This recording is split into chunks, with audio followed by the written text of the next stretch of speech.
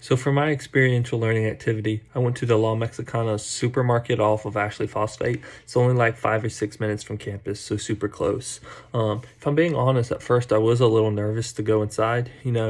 I just didn't know what I would experience. It's really a different world, different environment. It's a different culture.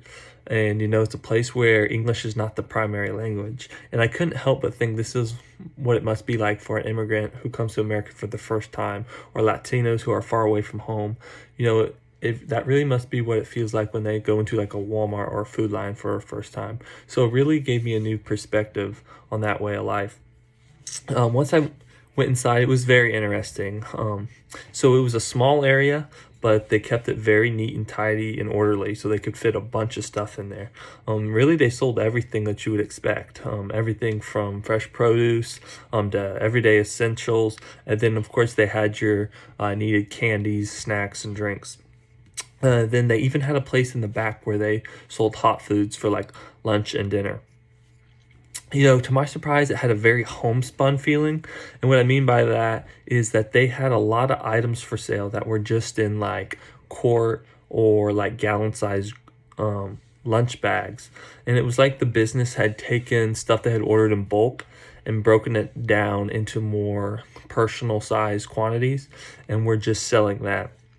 So I was prepared to find inside a lot of food items that I wouldn't recognize, but what I wasn't prepared for was to find a bunch of like household goods that would be different from what I would see in like a Walmart or something like that. So there was stuff like hand soaps or like paper towels that was actually Spanish companies themselves. So that was surprising to me. So while I was there, I picked up a Jarlito soda. I tried the pineapple flavor, and it was very good. No, I was expecting it to be kind of like a Fanta, but it was different. It wasn't as carbonated. I would say it was more like a juice that had a slight carbonation to it.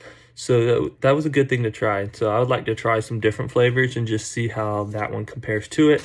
And then I also picked up some of the popular Takis.